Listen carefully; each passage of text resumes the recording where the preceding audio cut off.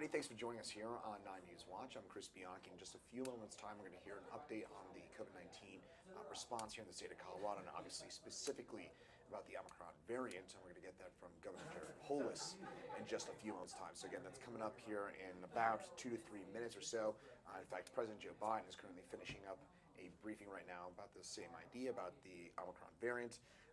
But of course, I know, trust me, myself included, I think a lot of us are getting to the point where we're pretty sick and tired about talking about COVID-19 and the variant, but with the holidays coming up, with Christmas, of course, coming up on Saturday, New Year celebration just a week after that, this is an exceptionally important time. Just keep in mind some common sense tips, as well as a couple things that you can do to make sure that you and your families and your loved ones are safe here through the holiday season. So for a bit more on that, after Governor Polis gives his update here in a few moments' time, we'll be joined by 9 News Director of Special Reports, 9 News Director of Special Projects, Chris Vanderveen, will join us here for a bit more on the situation, and also, again, a few of those common sense tips that we can hopefully apply as we head into the holiday season. So we've got that coming on up.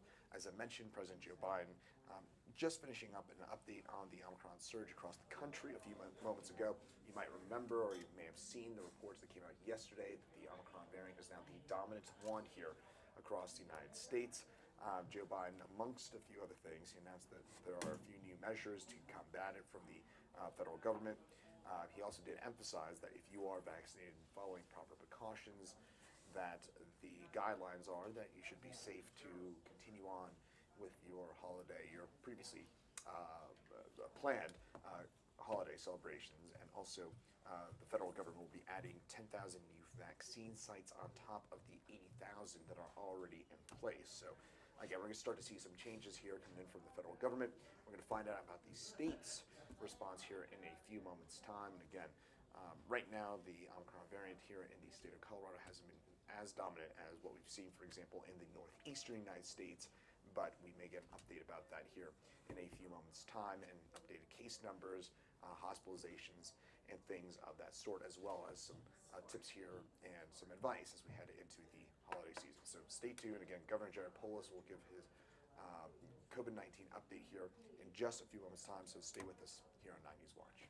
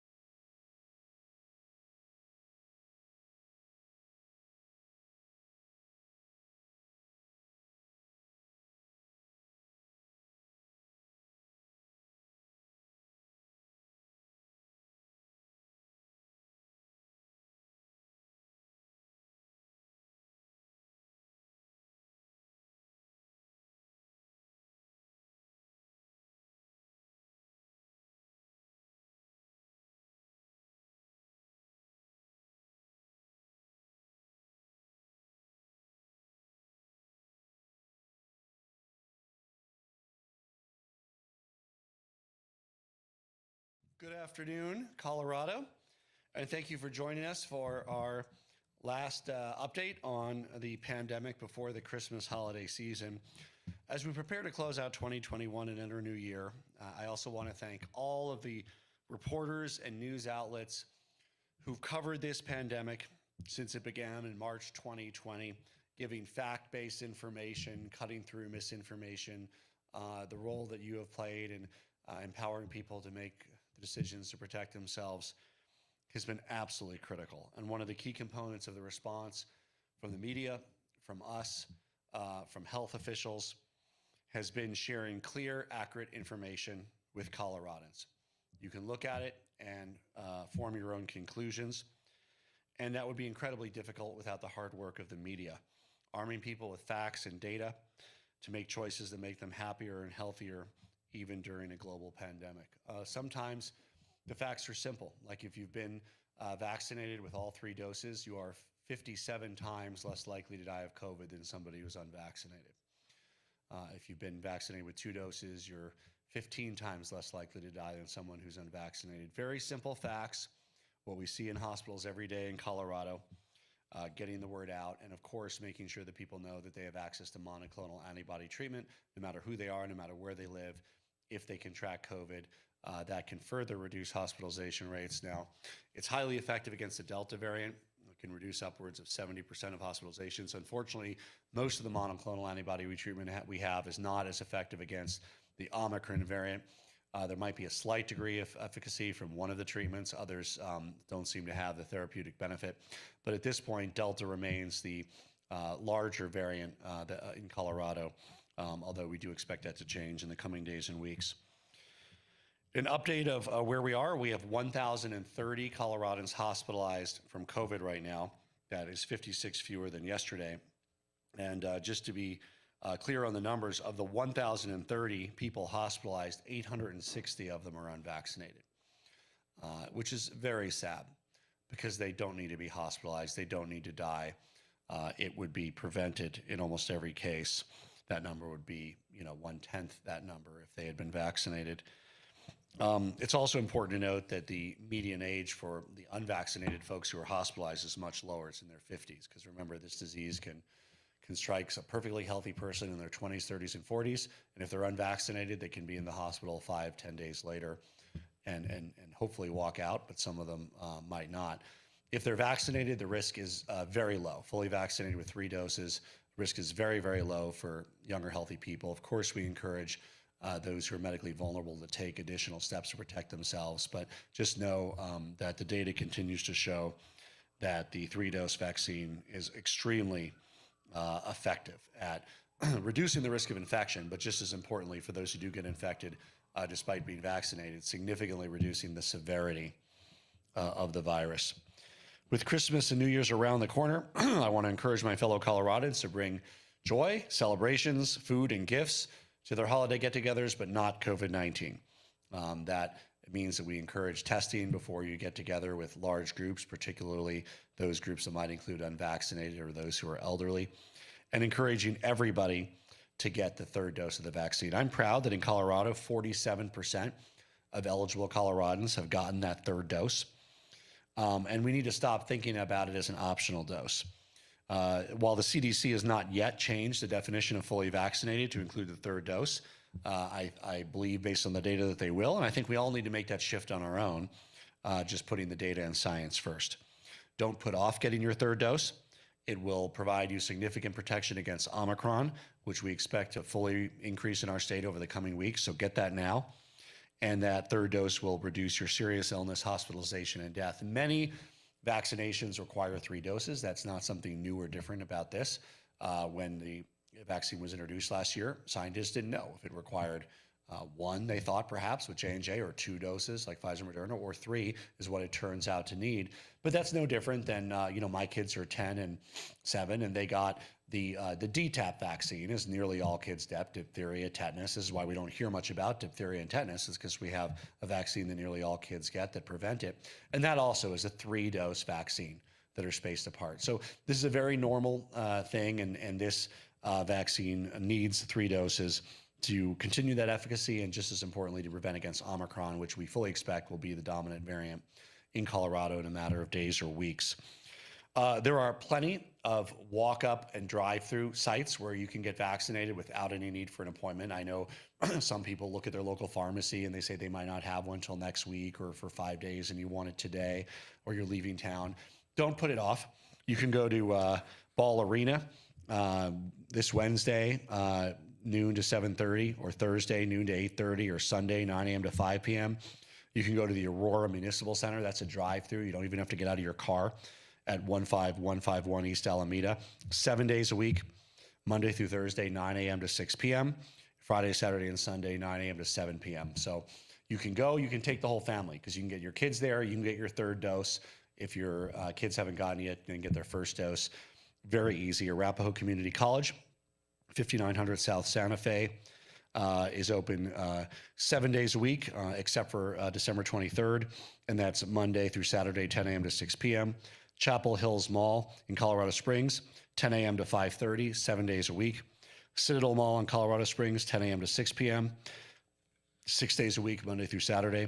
Douglas County Fairgrounds and on 500 Fairgrounds Road, 7 days a week, 10 a.m. to 5 p.m. Sunday, it's 10 a.m. to 4 p.m. Jefferson Marketplace in Littleton, 9 a.m. to 6:45 p.m. Tuesday through Sunday.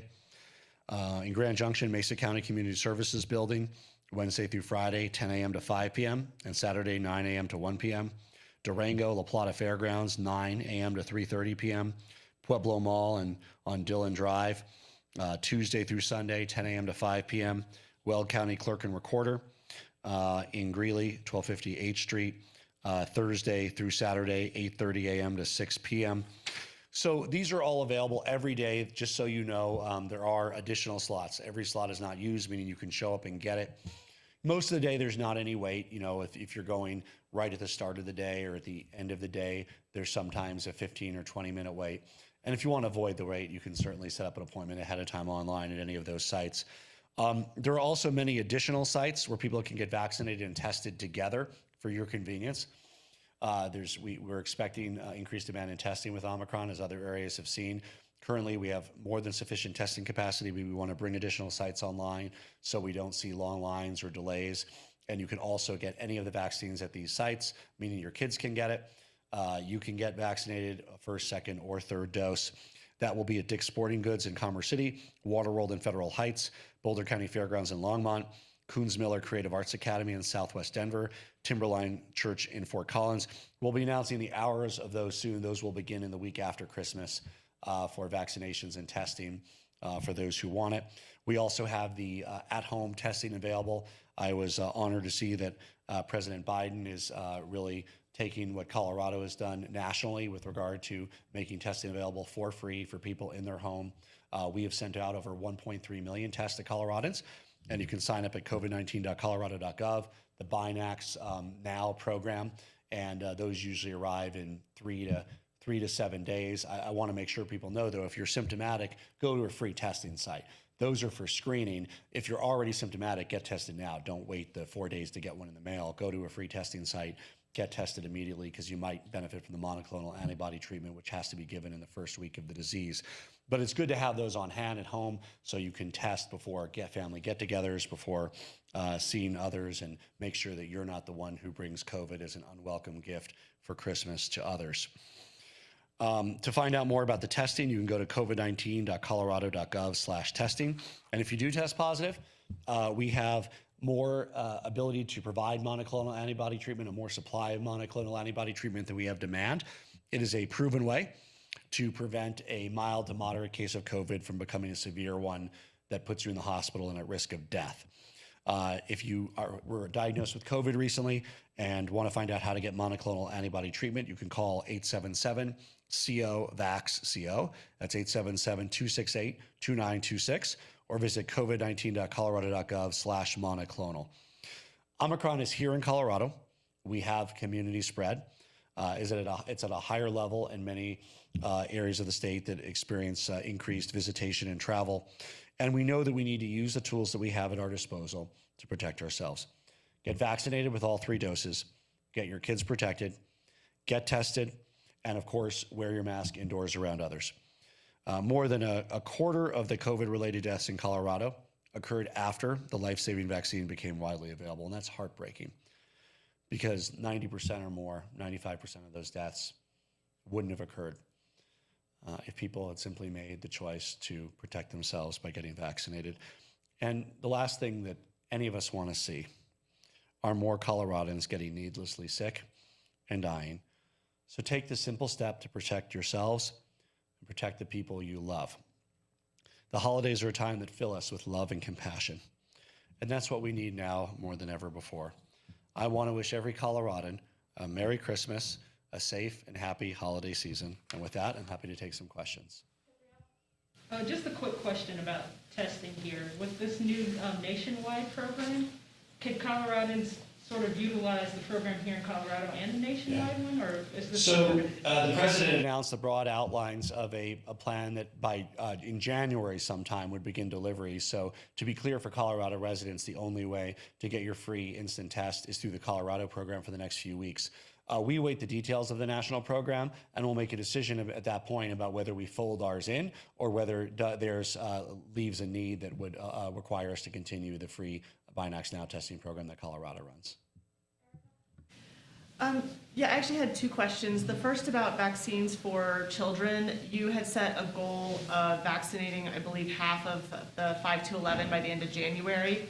We're more than halfway there, but it does seem like it's slowing down a little.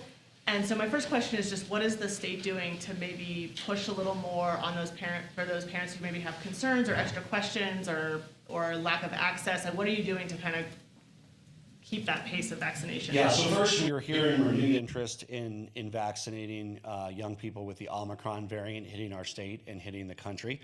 So we expect and we hope that demand will increase again for both the 5 to 11-year-olds, but also for 12 to 17-year-olds, where we hope to make continued progress as well. We think that having a higher vaccination rate for kids age 5 and up is a key part of making sure that our schools safely remain in session next semester, as Colorado experiences what other areas of the world and the country are already experiencing with new peaks of the Omicron variant. Russell? Yeah, hey Governor, Merry Christmas, Happy Hanukkah. We're all sitting here in masks in Denver because there's a city countywide mask mandate with thousands of tourists, descending upon the state for ski season. I'm just curious if your office has considered, once again, a statewide mask mandate, and if not, why? Yeah, so look, what we always do is we put the data and science first that keeps us safe from trusted doctors and scientists with the local control and individual freedom that we demand. And so look, masks help reduce transmission. Indoors around others, especially if others might be unvaccinated, or especially if you're around others who might be vulnerable, people on chemotherapy, older folks. It is a good show. It reflects well on your character to wear a mask to protect people, even if you yourself have been fully vaccinated. Now, the larger picture is getting vaccinated has an even bigger effect on protecting yourself. After all 3 doses, you're 47 times less likely to die of COVID than if you're unvaccinated. Masks can't offer that, right? They might slightly reduce transmission, maybe up to half, maybe even less with Omicron. But if you do contract COVID, the fact that you're wearing a mask doesn't matter. If you're unvaccinated, your case is just as likely to force you to wind up in the hospital and even die. So we want to encourage everybody to get 3 doses of the vaccine to get the maximum level of protection. It's the best decision that anybody can make to protect themselves and their loved ones during this pandemic. Governor, 2 questions. Number 1, there's a lot of aggressive, stubborn anti-vax sentiment out there.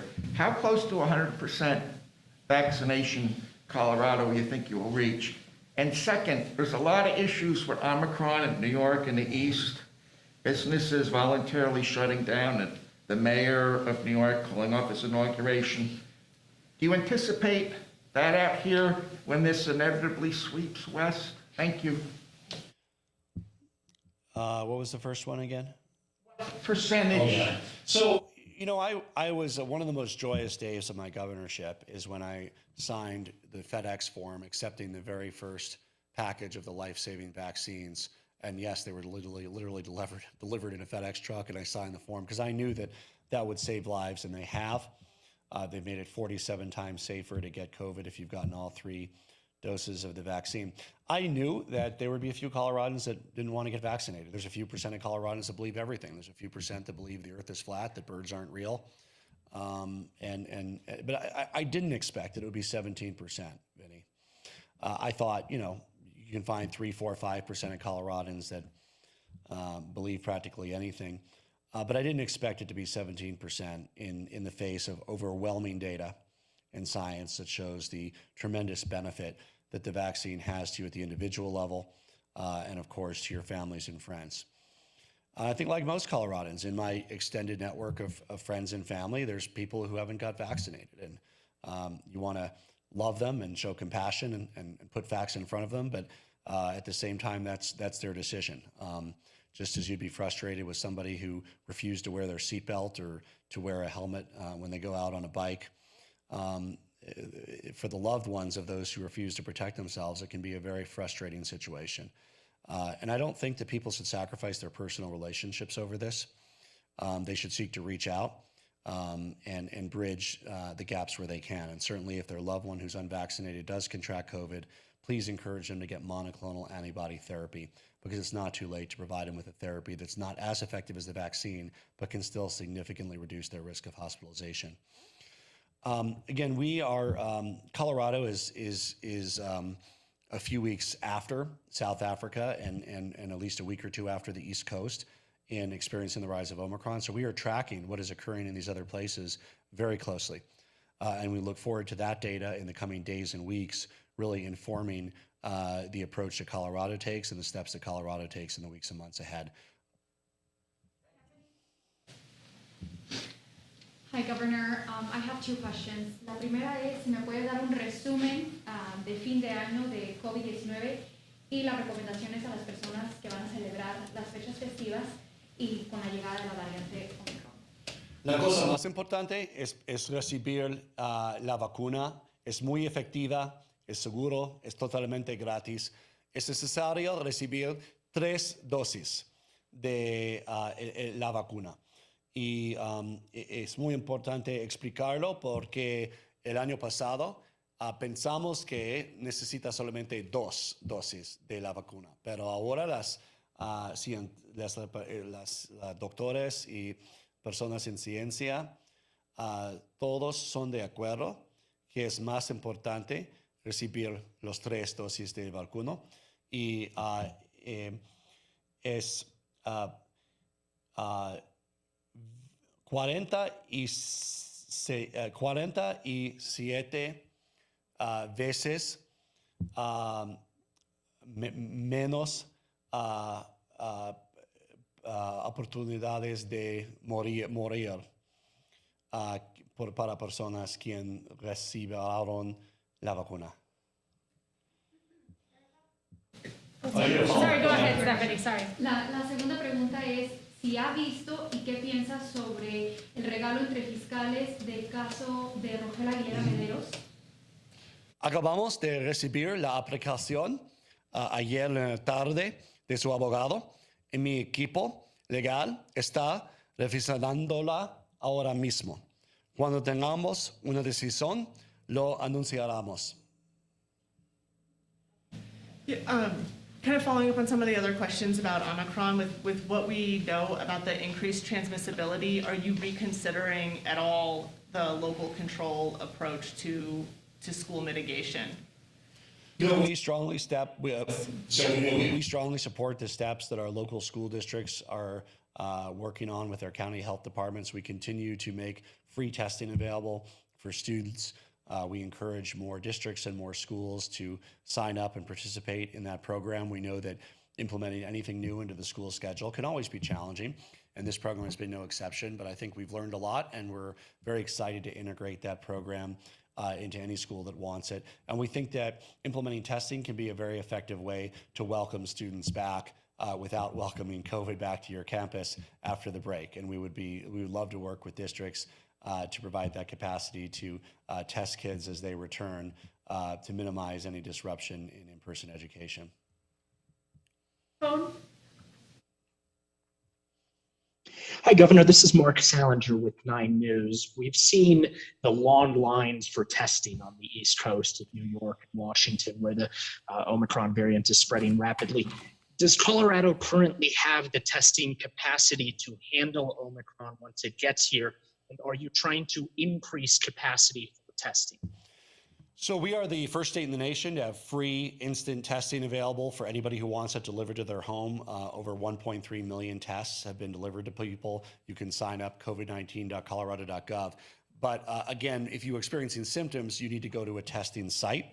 And we are bringing online additional testing and vaccination sites, full service sites, Dick's Sporting Goods, Waterworld, Boulder County Fairgrounds, Kunz-Miller Creative Arts Academy, Timberline Church, and others that are already there, with additional sites coming online to make sure that we stay ahead of the demand and can provide first, second, and third doses of the vaccine, kids' vaccines, and testing to anybody who wants it.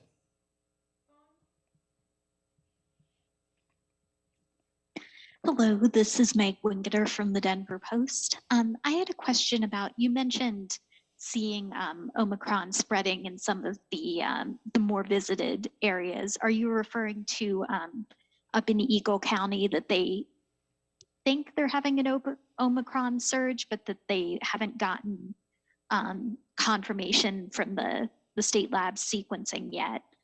Yeah, so the preliminary data is that it has triggered one of the indicators of Omicron, the S factor in the additional sequencing is being done.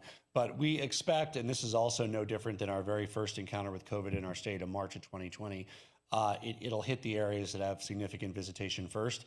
And so what we're seeing is the increases in Pitkin, in Eagle County, in Summit County. That does not come as a surprise to us. In those counties have very high vaccination rates, so we're not as worried about the residents. But of course, we also want to make sure we're a safe place for visitors from around the country and to the extent they're allowed here from around the world. If I could finish, do we have do we have at this point of how widespread it is given the delays and such? Delays of what? They mentioned it took about 4 weeks to get data, to get the sequencing data. So no, we have more. We'll put you on with our state epidemiologist who can give you the more accurate information on that. So we have up-to-date data. We at this point, we can essentially confirm that the transmission of Omicron variant in Colorado is occurring. It is still not the predominant strain in Colorado, but based on what has occurred elsewhere, we expect Omicron to increase even as we continue to see Delta to decrease, which is what we've been seeing the last few weeks.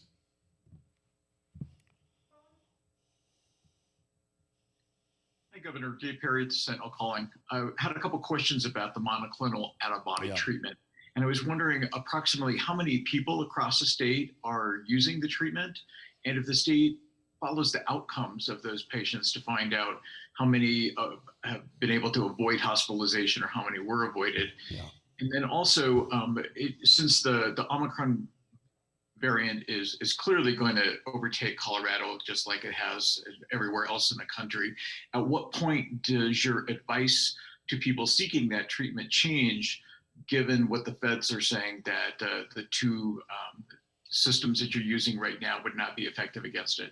So so one of the forms of monoclonal antibody treatment has shown efficacy against the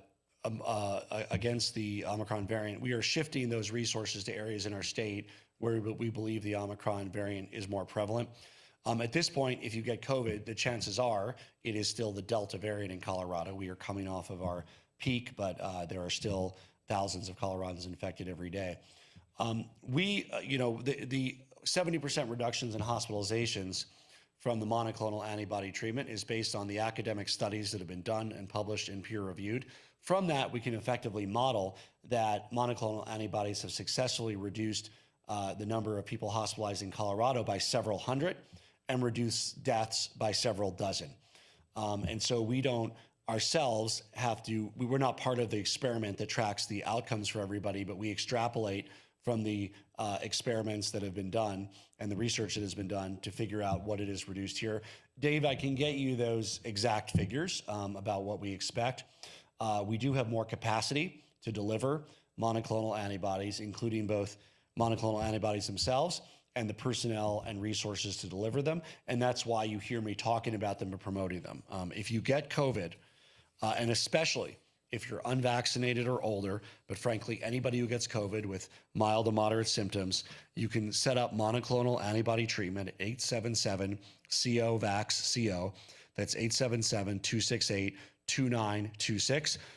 If you have a particular reason to think it might be the Omicron variant, or you live in an area that has a high level of Omicron variant, you're more likely to get the monoclonal treatment that works for that. But there is no adverse impact from the monoclonal treatment if it winds up being Omicron. It might even have a slight therapeutic effect, but it's just nowhere near the 70% that it is for the Delta variant.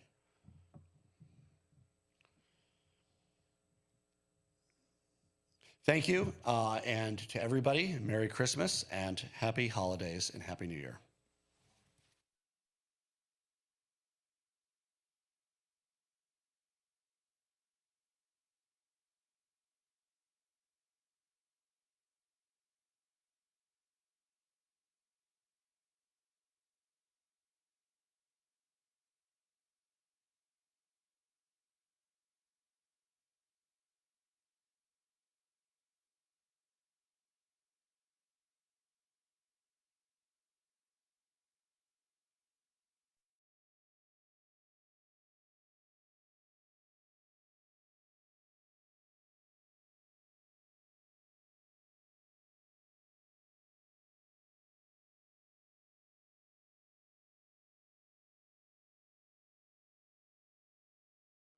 All right, thanks for joining us here on 9 News Watch. And you just saw a few moments ago a press conference from Colorado Governor Jared Polis giving a full update on the COVID-19 situation in the state, as well as, of course, focusing specifically on the Omicron variant and how it has spread through Colorado. He did say a couple of top-line headlines that at this point we are seeing community spread. So we're seeing, unfortunately, the Omicron variant spreading fairly quickly here through the community, and those numbers are expected to continue to increase as we head through the next few weeks. By the way, we're going to be joined now by 9 News Director of Special Projects, Chris Vanderveen, who has been closely tracking COVID in Colorado. But again, some of those top-line takeaways, again, did see that community spread is here in the state of Colorado, as I drop a pen, is not predominant yet in the state of Colorado, according to Governor Polis, but he does expect it to be.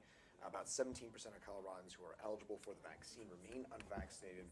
And those, unfortunately, those unvaccinated numbers, Chris, something you've been tracking very closely, remain the overwhelming majority of those people in the hospital. 860 out of the 1,030 Coloradans currently hospitalized with COVID-19 are unvaccinated. So quite a few. I want to make sure, do I need a microphone before, or are we going to hear me? You'll be able to hear me, and I'll just double check. I'll hear my ear if not, but you should be all right here. But Chris Vanderveen, 9 News Director of Special Projects, congratulations on the promotion, by the way, as well, joins us now. But the reason we're having this, and I know a lot of us, I'm sure ourselves included, are frankly sick and tired of talking about COVID and yet another variant. But we are heading, and this December the 21st, we're heading to the holidays, of course, Christmas on Saturday, New Year's a week after. So this is perhaps an important time to be extra cautious, right? It's a critical time for Colorado. It's a really critical time for the country right now. We here in Colorado are the beneficiary of cases going down. Patient numbers are going down. We're going down at a really quick pace, about as quick as we went down last year around this time. All of that is good news. Really, the million-dollar question is what's going to happen with Omicron being around? And, last year our spring spike was in March and April. Are we going to wait until March and April to see another increase in cases, or is Omicron, because the fact that it's here and we know it's very transmissible, are we going to start to see an increase in cases? I think the next 2 to 3 weeks in Colorado are really critical into determining what the January, first part of February are going to look like. Either we're going to continue to go down, or that downward trend is going to stop. And if it stops, that's when you really need to start to pay attention, because then it's possible it goes back up again. Can I ask quickly? I mean, I kind of want to latch on to the good news here. Why are those numbers dipping so quickly? Well, I think what happens is that Delta in particular, keep in mind the last wave that we just had, was 100% Delta. I mean, there's been a couple of Omicron cases that have come into Colorado. I think we have to now assume in the next 2 weeks, if you get sick, the chances are good that you're going to have Omicron. But what's happened now with this last wave that we had that just sort of spiked at the end of November was that it was all Delta fueled. And Delta has this tendency to burn pretty hot and then it goes down. It's just we've seen that throughout the pandemic, that it can only go at this level for so long. The problem is that when it's going up, you never really know when the peak is going to be. We've now seen the peak, we know where the peak was, and now we're going down again. It's sort of, I've used this analogy a lot, and I think it's apropos, is that it's can look at to a campfire. Sometimes campfires will burn really, really hot, and the wood, the fuel burns out, and then you get a big fire for a little bit of time, and then it burns out. And if you keep it going at a relative level, you can keep it going for a little longer. So I think that's apropos here. I think it burns really hot. It burned in Colorado really hot. We saw a tremendous strain on our hospital system, and now it's starting to go down again. So, with Governor Polis and what we just heard a few moments ago here, what are some of those top line takeaways that you may have heard? I personally felt he was pretty blunt and direct about the unvaccinated and how he was unexpected that it'd be such a high percentage of Coloradans that were unvaccinated. But anyways. I think one of the things you have to realize is that we're now entering a very different phase of the pandemic. And this is the challenge for people. A lot of people aren't going to want to hear this, but it's pretty clear with Omicron that 1-2 vaccinations, previous infection, don't mean a whole lot. They don't mean as much as they did with Delta. And because of that, we now have a huge percentage of the population that is vulnerable to the virus. And I think that's one of those things. The governor puts, and people in government put a lot of emphasis on the unvaccinated. And when you think about it, how many people are left in the population that are truly unvaccinated and never been infected? There's clearly some people who are unvaccinated that have been infected that have some level of protection. So it's a pretty small percentage of the population. And now what's going to happen is, this is where it becomes a little bit of a dirty phase that we're going to enter into, is that the pool of people conceivably to blame goes way up. Because if you only have 1 or 2 vaccinations, you haven't been boosted, or if you're relying just on previous infection, you're really vulnerable to this new variant.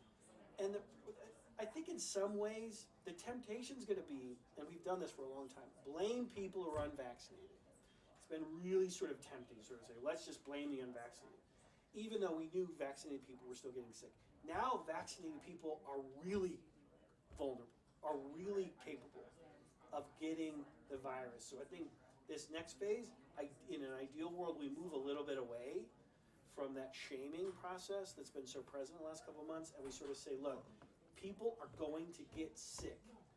The key is, when you get sick, you have a support system in place that allows you to isolate for 10 days. And a lot of people are going to have to isolate for 10 days because you want to prevent the disease from spreading. I've always lived with the idea that I can get sick. I just don't want to get other people sick. That's been really important to me. And so I think we have to make sure, because there's going to be a lot of people, now they've gotten 1 or 2 vaccines, they're working in the public sector, they're working in grocery stores, they're working in public facing, they're working in nursing homes, all sorts of things. They've been told that they've been relatively safe because they've gotten 2 vaccinations. Now, they're not as safe anymore. And the challenge is, how do we view that as a society moving forward? Because the pool of people who are vulnerable now with Omicron just expanded tremendously. What's really interesting, I will say, maybe a little optimistically, is that Governor Polis did kind of point out on auspiciously that 47% of eligible Coloradans have received their booster. So about half the people who are eligible for one, and that number seems to be still going up, have received that booster, despite the fact that the CDC still hasn't. There's been some mixed messaging from that over the last few weeks. Yeah, and the CDC's gotten better about that over the last couple of weeks, and they're saying, look, if you're eligible, get it. The number of people eligible, keep in mind, you still have to wait 6 months. So we're still not talking about 40% of the population. We're talking about 40% of the eligible population. And that's a smaller group of people. So we're still probably around 25-30% of the full population that is boosted. Keep in mind, we're 60 to 70% of this population right now that is vulnerable to this variant. Hopefully, everything we've seen out of South Africa is telling us that it's a relatively mild disease. I don't think the full story is out there yet on that. But hopefully, if it's a mild disease and it swims through a community really fast, like you're seeing in New York City right now, then it will do that spike and then come back down without sort of having an adverse impact on hospitals. But like, there's still like I can't emphasize that enough. Huge percentage of the Colorado population that was not vulnerable, not really vulnerable 3 or 4 months ago, now very vulnerable. And I think that's a huge aspect of the story that I think sometimes gets missed. And unfortunately, I mean, could we be January, February if things continue? Are we again going to be perhaps looking at a strain on the hospital system and numbers spiking again? I think that's always the concern. I don't think it's a guarantee. Let's sort of leave on a good note. No, I don't think that's a guarantee that it's definitely going to happen, but it's something we have to watch. I mean, the increases that we saw about a month and a half ago were really high, and scared a lot of people in the hospital system. And I think it's fair to say the Colorado hospital system was overwhelmed with this last wave, and it's still having impacts today. Yesterday, for the first time, we had over 100 available ICU beds. We had been under 100 available ICU beds for a number of weeks. So it's starting to ease up. But the system was strained in Colorado unlike any way it's been strained before, and that gets lost a little bit too. And so you've got to avoid that from happening again. And again, when you're on the upswing, you don't know where that peak is. And so you're worried that it's just going to keep going up. Eventually it's going to fall, but you just don't know when. With the, again, the clear asterisk here, you're not a doctor, but you do report extensively here on COVID-19, and based on maybe some of your conversations and your reporting, what precautions, what do Coloradans do over the next few days to stay safe through the holidays? Well, I think it's not too late to think about a booster. If you've been double vaccinated, if you've gotten the Johnson & Johnson, it's certainly now's a good time to think about a booster. I know it's difficult to find appointments right now. It's not the easiest thing in the world. Personally, I think it should be the easiest thing on the planet to be able to get a booster. There should be no obstruction. It should be as easy as sort of going online, signing up. And for a lot of people it is, but for some people it isn't. I think consider getting a booster, and also sort of take into account the more people you're around Christmas and New Year's, the more vulnerable you're going to be to getting the virus. And I think we have to assume here in Colorado that come Christmas, which is Saturday, and come New Year's, which is a week from now, that the dominant strain of the virus in Colorado will be Omicron. I know we haven't seen a lot of cases here, but we have to assume it's going to move in Colorado like it's moved in other places. And so what I'm telling people is, like, if you get sick in a week with COVID, you know, you're not going to know for sure, but chances are pretty good it's going to be Omicron. And you know that Omicron is incredibly transmissible. So people in your household are vulnerable. People you're around are vulnerable. If you show signs of being sick, don't hang around a lot of people. I mean, the things that we've been telling you for more than a year remain more true today. You show signs of symptoms, like have access. Consider getting the Colorado's giving out a lot of these free tests, these antigen tests. They're very effective in telling you when it's possible that you're shedding the virus, that you're transmitting the virus to people around you. Have some of those tests available. Don't be stupid. I mean, I'm not gonna wall myself up this Christmas. But I tell you what, before I meet family on Christmas Day, I have a test that I'm going to take just out of peace of mind to know that I'm not positive, because I don't want to be the person that shows up at the party that gets everyone sick. And by the way, too, this is something we talked about off air here, which I think is really important. This is an anecdotal story, but I'll tell you this here is that this morning, my fiance is heading home, and so she went out and got a test. She had an at-home test, so she's following it up with a PCR test, so she doesn't transmit the virus, obviously, to anybody on the plane or to her family as she gets to Indiana later on tonight. She mentioned that it was pretty chaotic getting the test, and that she was told that the delays in getting the results back are going to be a bit longer than what you have perhaps previously thought. And I know that you say that's anecdotal, but I guarantee that's happening, because what happens, this happened last year too, by the way, is that everyone wanted to get a test before they were going to see people or before they were going to travel. So a week before Thanksgiving last year, a week before Christmas last year, we saw huge spikes in people wanting to get tests. keep in mind, we have last year there were lots of places you could go to get tests. It's a little lower now. They're still available and they're still around, but the system is a little bit smaller now. So you have a funnel that all of these numbers are going through, and so it's going to take a little bit longer for it to sort of move through. You're going to see more lines at testing centers when you didn't see lines 3 or 4 weeks ago. It's going to gunk up the system a little bit, and I think we're just going to have to be patient. I will say that antigen tests, those at-home tests, you sort of compare them to the PCR. I mean, fortunately now we know the nomenclature. Like, you know the difference between the antigen test and the PCR test. PCR test, which you put up a nose, and you can wait 2 or 3 days. You get it in a line. These antigen tests, which you also sort of put up your nose, you can get instant results. And there's a benefit. They don't know, like, you can still have virus in your body with an antigen test, and it won't pick it up. But antigen tests are really, really good at telling you when you're infectious, which is what you really need to know. That's why do people get tested in the first place? Because they want to know, could they spread it to other people? Right. And those antigen tests, and I swear, I sound like an advertiser for these people. I'm not getting paid a dime for any of this, but I believe that it's shown its effectiveness in its ability to sort of detect when you're transmissible, and that's the key. If you get it, it's not the end of the world for most people. It's not great. A lot of people can't get quite sick, but the issue is you really don't want to spread it around. And those tests are really good at figuring out when you have it so that you don't spread it. So the antigen tests are great if you obviously have those options. PCR, good to know. But well, Chris, we really do appreciate it because this is useful information. Again, I know a lot of us are done with it, but I want to be done with it.